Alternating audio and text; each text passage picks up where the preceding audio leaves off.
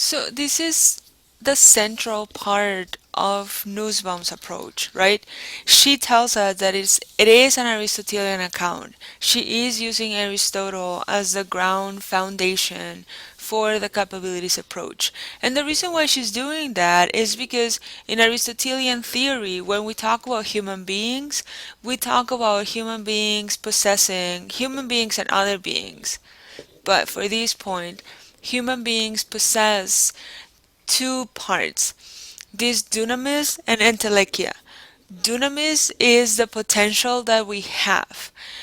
This potential requires certain specific characteristics for it to be actualized, which is what entelechia means, the actualization of that potential, right? So it is what we become according to the circumstances in which we are. And Aristotle says that we ought to be the embodiment of human function. So what does that mean? It means that as humans, we have these different qualities. We have reason, we have emotions, we have a need to be social animals. That means to have political rights, to enjoy our lives with others, and that there has to be some sort of event, that some sort of society in which all these different traits that we potentially have can actually come into fruition, right? Nussbaum and Sen think that rights are only one way of phrasing that question. They think that their idea of capabilities, which I won't discuss here, like the specific capabilities they mention, they think that this list of capabilities actually makes for that idea that human beings will develop everything they were created for, they have as a human function, right? So they try to flesh what it is that human beings ought to become. And based on those ideas, then we can evaluate what sort of society is the one in which we are developing. Is this a society that has allowed the individual to become everything they can potentially become? Then we can say that it's a good society. But if it is a society in which I do not have affiliation, or in which I do not share with other species, right? Think about like big cities and how we do not have a relation to nature, or like how much we're talking about having playgrounds for kids and having time to enjoy that, then maybe our society is not as functional as we think it is. And maybe we're really not developing in a way that makes sense for human beings to develop, right? So the specifics of the capabilities approach are still being reworked by Nussbaum and Sen.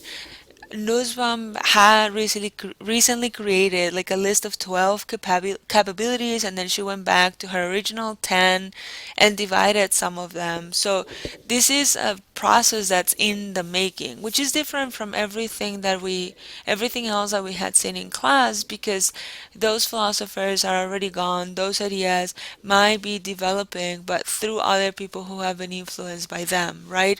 This one, Nussbaum is still working with the theory, and she's working with the theory in a very pragmatical way. That's part of the work that she does in Finland, that's part of the work that she does in India, that's part of the work that she does at University of Chicago. So does it make sense to have a capabilities approach? Does the capabilities approach actually add something essential that is missing in the idea of rights? And the question, I think, is both yes and no.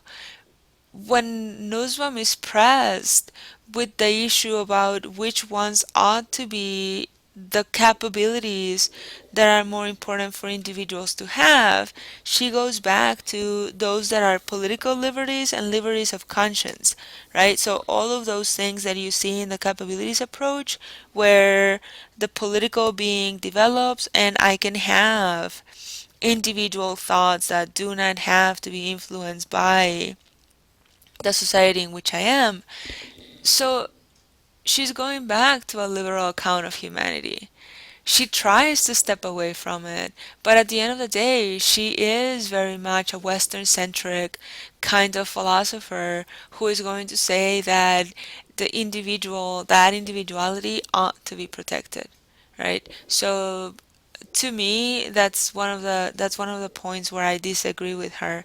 Not that you have to have a lecture on it, but I think that the capabilities approach would be more sensible if we could talk about how maybe these centering the project in the individual doesn't make sense for more than 50% of worldwide population, and that has to be taken into account when we say that the most pressing issues in our society are of this kind.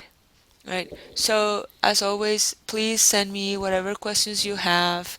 If you want to read more about Newsbomb, if you want to read more or you have questions about Nozick and roles, just let me know and I'll give you the material. Okay?